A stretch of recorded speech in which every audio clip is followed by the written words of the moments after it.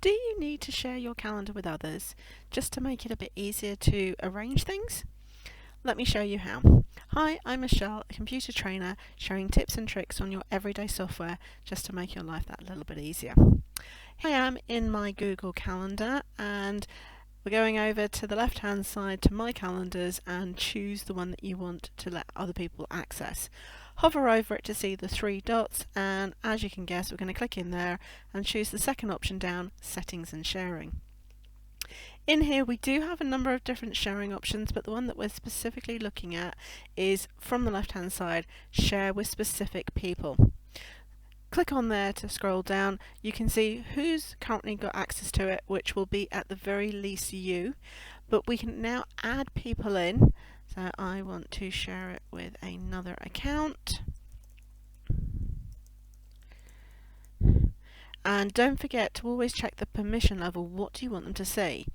Only you're free and busy, which means that they will see when you've got things booked in, but not any details about what they see.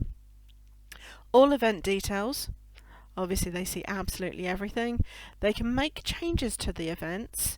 If you just want people to be able to see if you're free or busy and to suggest times, don't use that. And of course you've got make changes and manage sharing. Maybe if you've got a VA, a PA, an assistant of some sort, you might want to use that last one so they can help manage it. I'm going to say see event details, which means they'll see what I'm doing, but they won't be able to do anything about it. Just click send, and you can see now they're in there. I've got the details, and the other nice thing from here is that what they will see I can change, so I can always add somebody in and change the settings that they want. Let's nip over and see. We should now have an email with that information, and there you go, from me with the link, so that actually I can now choose to add that to my page. If you like this tip, please give it a thumbs up, and if you'd like to be notified of more videos as they become available, please remember to subscribe and click be notified to be notified.